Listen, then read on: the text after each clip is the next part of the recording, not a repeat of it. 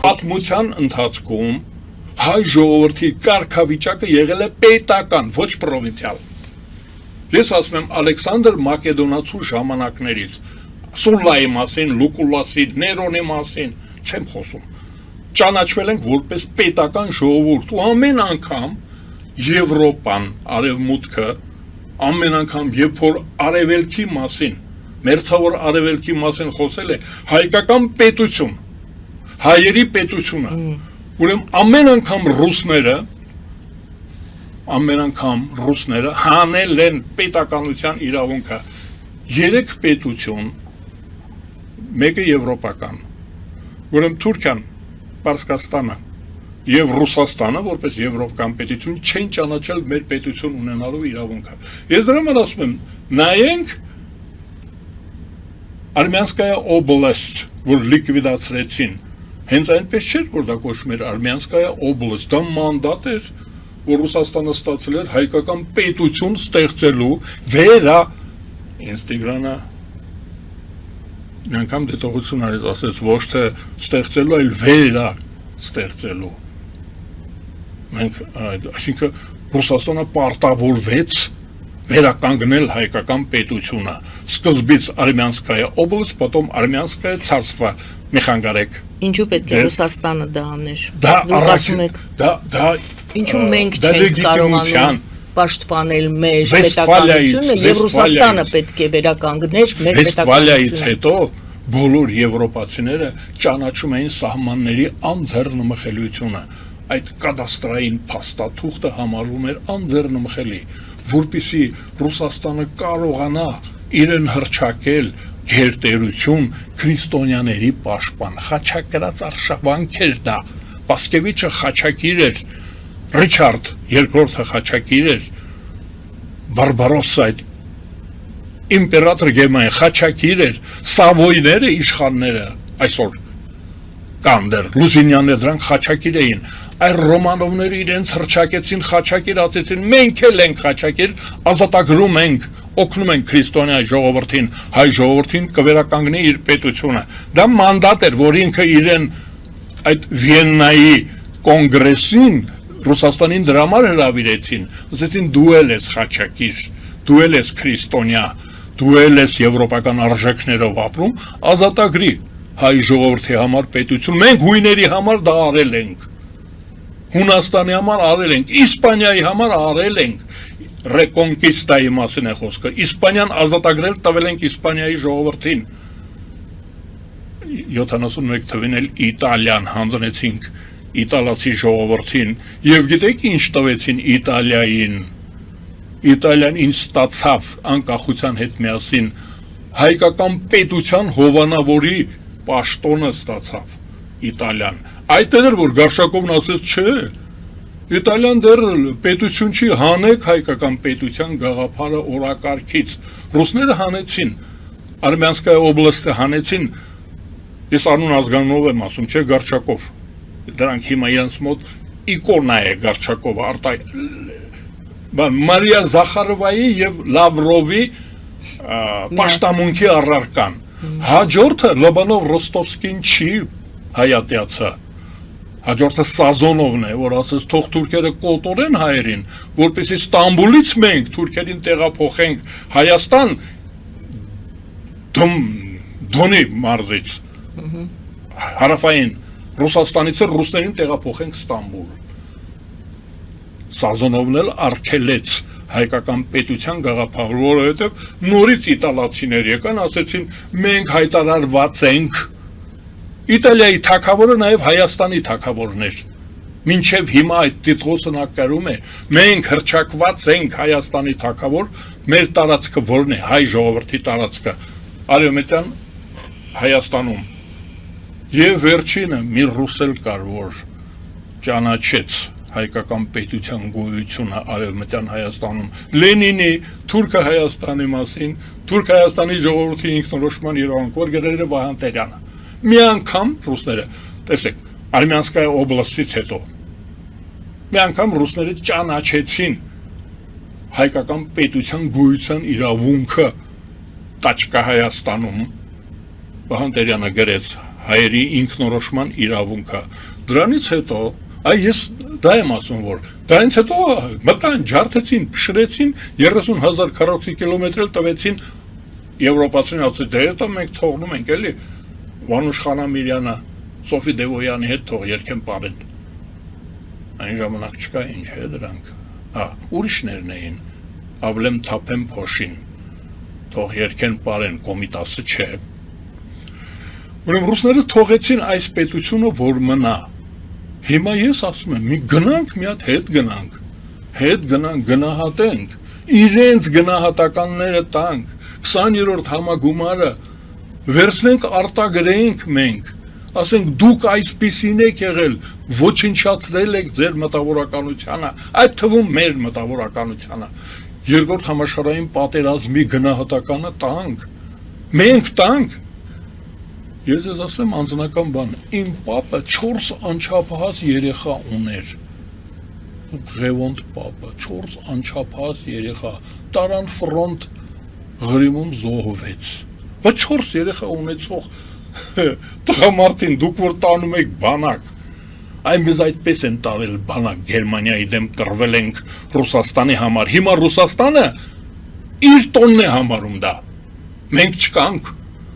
եթե սովետական միությունն էր, մենք սովետական միություն ենք, ինչ եք դուք յուրացնում սովետական միությունը, հիմա ասում են մենք ենք, այսինքն դա մականունն էր SSR-ը Ռուսաստանի, տանք այդ գնահատականը, մենք տանք, իրենք տվել են, ես ասում եմ Շախրայի, հանձնաժողովի փաստաթղթերը, եզրակացություն դարձրեցին, օրենք վերցնենք արտագրենք մենք, իմանանք, այդ որ ասում են դարավոր բարեկամություն, եղբայրություն, Սազոնովի, Լոբանով Ռոստովսկու, Յուդենիչի բարեկամն ենք մենք, Գրիբայեդովի բարեկամն ենք, Պուշկինը մեր բարեկամն է եղել, ես ասեմ, գիտեք ով է բարեկամը եղել, Վլասովը, գեներալ Վլասովը, որ ասում էր հայ ժողովուրդ, Գերմանիայի հաղթանակից հետո դուք կստանաք ձեր պետությունը, բոլոր ժողովուրդները Ռուսաստանի, գերի ժողովուրդները, Վլասովը, դուք ձեր պետությունը կստանաք, 1944 թվականին Պրագայում, ես ծանոթ ռազմագերիներ ունեի մեր հարևանները, ես ինքս գուլագում Վլասովականների հետ նստել եմ, նրանք դուք պատկերացնեք մեր թշնամին Վլասովն է, որովհետև Վլասովը հայ ժողովրդին խոստանում էր անկախ պետություն, այսինքն Ռուսաստանի թշնամին մեր թշնամին, իդեպ Ներոնն էլ մեր թշնամին է, Ներոնին գիտեք ինչու էին մեղադրում,